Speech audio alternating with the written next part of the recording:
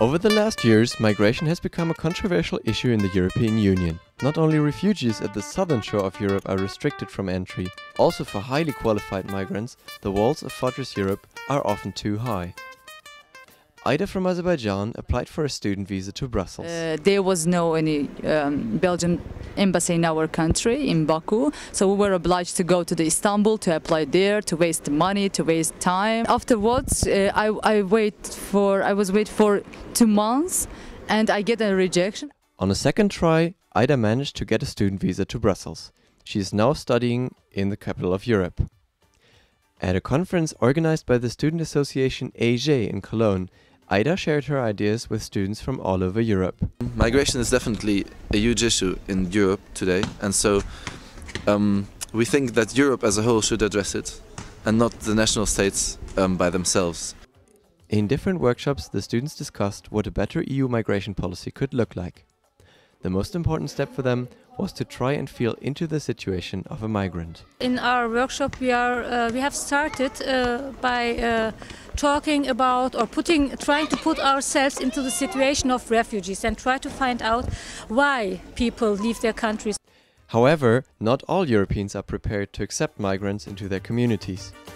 Even though it appears clear that Europe needs more migrants, there are still a lot of prejudices, particularly against low-qualified migrants. For sure we need more high-skilled migrants, but I think some countries need low-skilled migrants as well.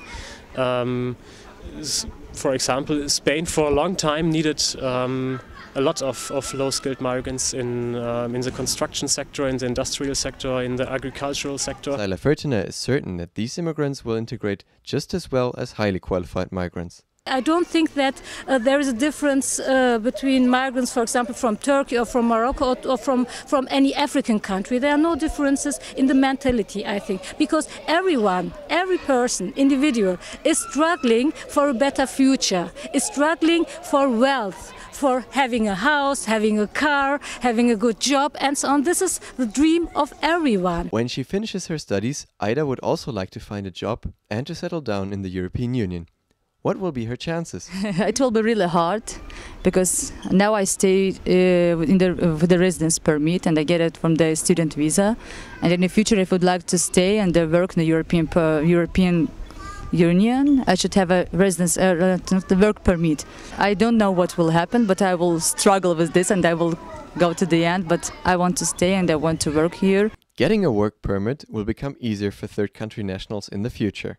In May, the Council of Ministers adopted the EU Blue Card, which will make it easier for highly qualified migrants to live and work in the European Union. Normally it was thought of the European Commission to make it something like a real European instrument, which means I apply for a blue card in Spain and after 2 years I'm free to travel to Germany, for example. But member states were something like really successful to bring it down, and now it's something like an additional track which you can use to enter, for example, Spain, which you can use to enter Germany. But if you want to go from Spain to Germany as a blue card holder, Germany can immediately say, no, we don't need you.